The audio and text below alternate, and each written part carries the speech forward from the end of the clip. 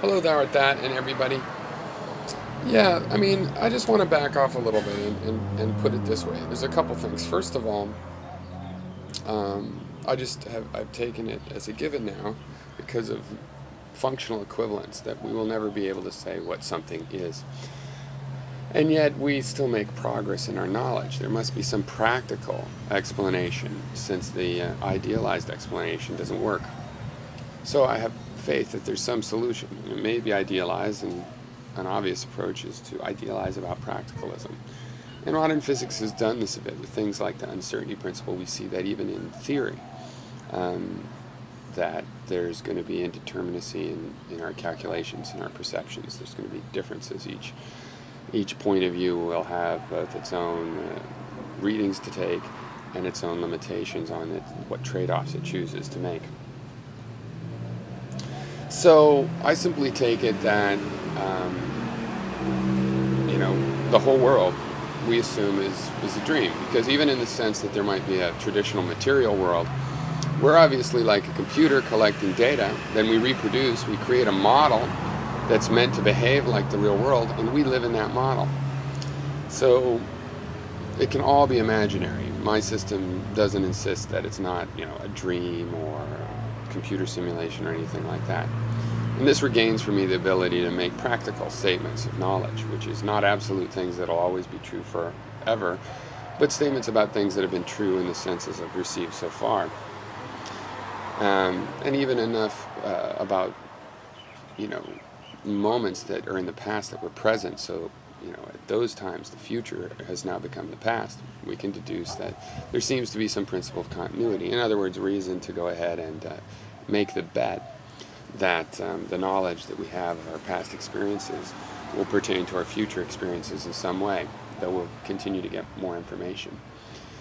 So this model in our mind behaves, or is meant to behave and reproduce the behavior of the real world, but not in a generative sense. It's in a reactive sense. It's in the sense that you see something and you come to know what to expect next. So the real energy for all this is coming from the real world. It's the fact that I'm still getting perceptions, and that when I'm fed a perception, that's like energy that flows through my brain. And it literally is. The light is energy and so on, and there's energy pumped into this brain, and it flows through my brain. And that pushes, and that's like the water in a water mill. It's pushing and powering that machine. And I'm fine with this situation. I like this situation. This situation for me provides me with the sense of wonder and awe at an amazing universe. The fact that there's this source, this great source, it's like a spring.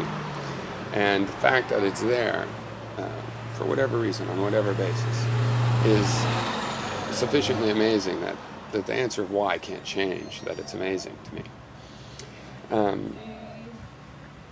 So, I don't see a need to go beyond that. Now, the idea, and I was thinking of making a video on a story I once wrote about this idea that what if the substrate of the universe really is consciousness, a consciousness field with consciousnesses flying around, and this reality that we're in is just generated as a part of that. The regular rules are all done in some idealized space where they're arbitrary and they've just been chosen this way. Perhaps if you see this, then you could overlook. I like that idea, and I see the benefits of an idea like that, and that's still open to possibility. However, what I don't like is being told that that I'm supposed to have a revelation about a mere logical possibility. And I want to see some evidence for an idea. That's what's impressive. I want to see something that comes from this amazing spring of knowledge known as our stream of perceptions. That's what I want. I want something that has some little hint for it. Just thinking up amazing conundrums is a good mental exercise, but it's not going to reveal anything about the real world. So I don't like anything that is promising. I mean, I was influenced strongly by certain philosophers, and a certain philosopher in this perspective that we should not be looking for our wonder in things that there is no evidence for. There's enough wonder in the real universe. Living a real life is grand enough and wonderful and amazing and astounding. And so I fundamentally find it unhealthy to try to draw wonder from things that aren't evident, because it's a kind of a put down to reality that it's not wonderful enough. There's an amazing, wonderful reality just around the bend, and the fact that there's no evidence is the evidence, or something something that seems circular to me. So. So I want to ground a philosophy in the here and now, in the idea that life itself is amazing and evident, just the evident parts.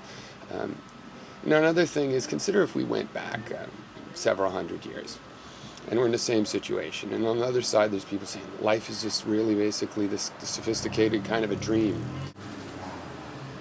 Consciousness is pervasive. Okay. And I'm at that point, saying, well, no, stuff is made of little bits of matter. And you're saying, no, it's all like fire and energy. It's all change and everything's dynamic. And I'm going, no, look, this piece of gold, it's here, and it'll be here 1,000 years from now. In other words, there's an element to which the consciousness argument would be accurate. The whole world is this dynamic thing. It's made of energy, and in a way that is more like an amazing consciousness stuff. I mean, I believe our mind is an energetic phenomena. So there's almost a literal truth possible out of that. Because it's going to turn out that substance is more like energy than what we thought of as substance. Fundamentally, it's energy. But I would still make the right decision, because having a natural philosophy about this substance, I look closer and closer, and eventually I find out that it is made of energy. And I haven't just finally got to your point when you were originally arguing that it's all consciousness, this hypothetical you from the past, because, you haven't actually been arguing that, but Kashify's been explicitly arguing that. It's just an example. So we go back in time to that perspective, and your idea that everything was consciousness, maybe kind of equivalent to the idea everything is energy, that wasn't distinct because you didn't have a good concept of energy. You didn't really know what that meant. By the time going from the evidence, figure out, that everything is energy, I have a much more concrete and clear example, much more demonstrable, because it was all based on evidence and empiricism. So, in that sense, shortcutting to something that might poetically or metaphorically seem like a more apt answer is not really the way to a certain knowledge about that kind of thing, by which I mean relatively certain. So that's why I'm following this path. Maybe we will find out life is some sort of an elaborate dream, but there's a lot of issues with that. Obviously it's a different kind of dream than a sleeping dream, because the sleeping dream happens embedded in this other dream and so on. It's not clear to me what is meant by that metaphor. If life is a dream, and we're taking the nighttime dream as a metaphor for what life is really like, and yet it's just so different. See, I think a daydream, life is like a daydream, because we are in this dream world, but we are creating it from the perceptions, and the source of those perceptions is, I believe, either something beyond myself, or, if it's all my dream, a greater part of myself than I know now. So it's either from some full self of mine, or from something separate from myself. And in reality, I think it's, in a sense, both, because I believe I can share an identity with the whole universe through my interconnections, my physical interconnections with it, and it with me. So in essence, I expect both things to be true, and really they're just different ways of putting the same phenomena. So as a result, I like to accept my individuality.